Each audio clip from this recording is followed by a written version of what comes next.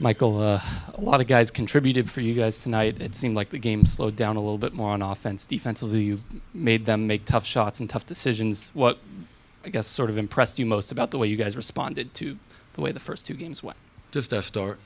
Yeah. I mean, it's been a point of emphasis throughout the playoffs is getting off to better starts, not playing from behind, not playing catch-up. And I thought our starting group came out and set the tone from Jump Street. And so you win the first quarter. Then the message was, all right, now let's win the second quarter. Let's win the third quarter. And so I love the fact that not only did we get off to a great start, but we were able to sustain that. We had a hit-first mentality. We became the aggressor tonight.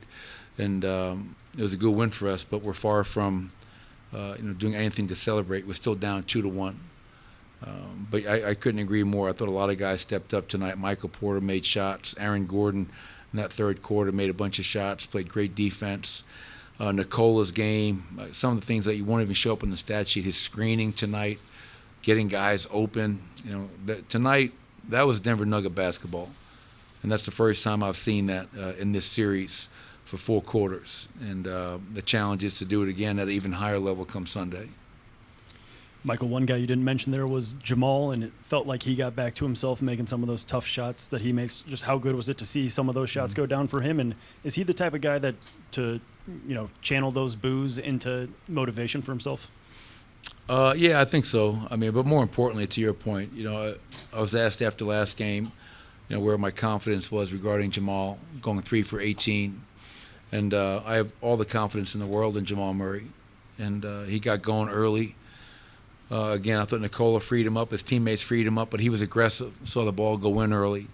And, to get all 5 starters going offensively, we become very tough to guard. And I think he does kind of relish those moments where he is the bad guy. And I love being in an atmosphere like that. To me, like that beginning of the game, you're in hostile territory. And, that's kind of where you separate the man from the boys. And our guys, I think tonight showed, what we're capable of and how dangerous we can be. But again, it's just one game. We're still down in this series, and we have a long way to go. Coach Malone, you said that about him. He relishes being the bad guy, but he kind of sometimes is the vibe of your team. We see that in fourth quarters. But when not only was he making shots, he was kind of chirping the crowd. He was engaging with your bench. Did you know, okay, he's got something going tonight? Like he's feeling it? Yeah, you could see early on just how aggressive he was. And again, it wasn't just Jamal. I felt, we tried to simplify things offensively tonight and less thinking, more attacking, more aggression.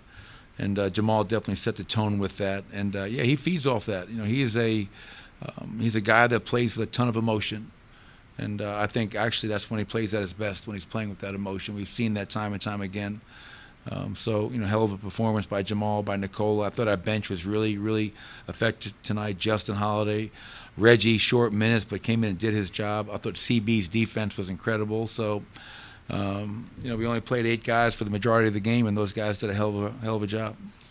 Coach, after a loss, if this were a regular season, after a loss in like game 2, the way you guys lost, one of the hallmarks would be like, hey, we have a game in 48 hours or we have a game tomorrow. Like we can flush this really quickly.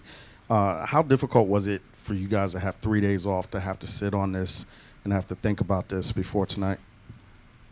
I don't think it was that difficult. It gave us time to own it first and foremost, because you got to own it. This in the playoffs, you just can't flush an ass whooping. You got to own it and see why, and understand the why, and make sure that never happens again.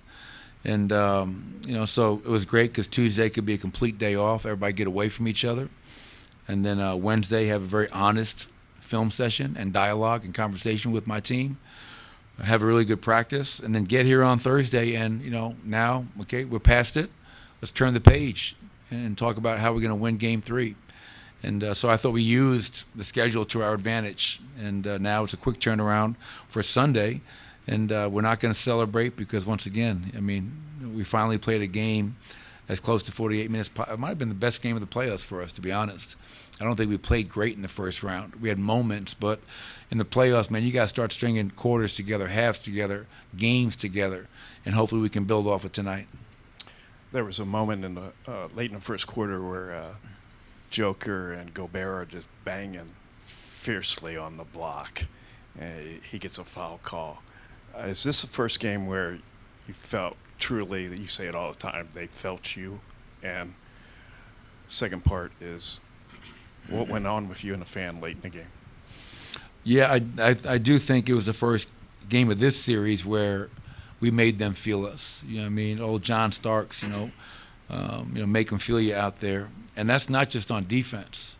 You know what I mean? You think about it. I told our team before tonight's game, they're only averaging 106 points a game against us. I mean, they averaged 118 in the first round against Phoenix. They're only averaging 106. It's our offense, fellas. Like we have to have a physicality on offense as well. We have to attack. We have to screen. We have to hit on both ends. So, yes, I do think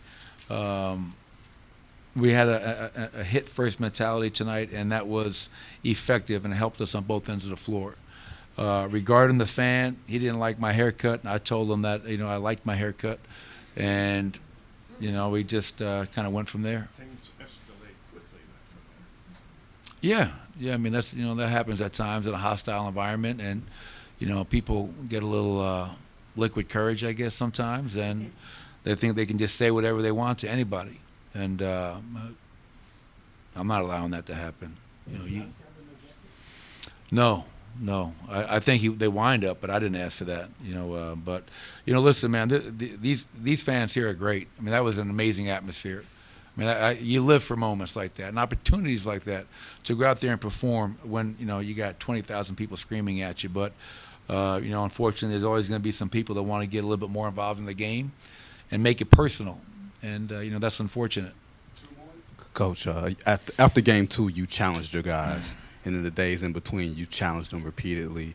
Was tonight even more than the win-loss thing? Were you curious about how, from a mental toughness standpoint, your team would respond? Yeah, of course. I mean, obviously the biggest thing was winning the game. We knew that you go down 3-0, things are not looking very good for your squad. But there's always, you're always testing and finding out about human nature and what guys are made of, and when your backs are against the wall.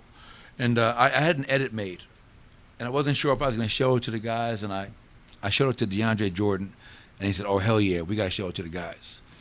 And it was a 2-minute edit of every talking head in this country saying that the series is over, the Nuggets are done, it's a wrap, they're toast, Minnesota's a better team. All the big personalities, and you know who they are. And not that they were wrong. This is not a shot at those people, because after the first 2 games, probably would have said the same thing. But I didn't want to show it because most of the time I don't give a damn what they say. But I knew that this would maybe strike a chord, deep inside you, to say, hey, man, everybody and their brother is saying you're out, you're done. You guys can't play with this team. They're better than you. If that doesn't resonate within you as a competitor, I don't know what will. And so, yes, our guys answered the bell, and they showed me that they still believe. That was my biggest question. Do you believe? Getting on that plane on Thursday morning at 10 o'clock, are you going to believe that we can go up there and win 2 games? And we're halfway there. Got a long way to go. Yeah, it seemed like you guys had a much easier time dealing with their ball pressure and getting into your DHO game than last game. Was it something tactical that you guys did, or was that mostly just playing better?